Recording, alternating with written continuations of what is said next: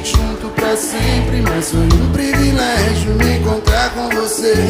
Tudo aconteceu tão rápido e de repente, mas foi suficiente pra eu nunca esquecer.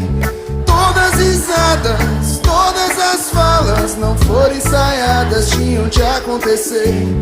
As minhas lágrimas não foram forjadas, prefiro sofrer do que nunca conhecer. Eu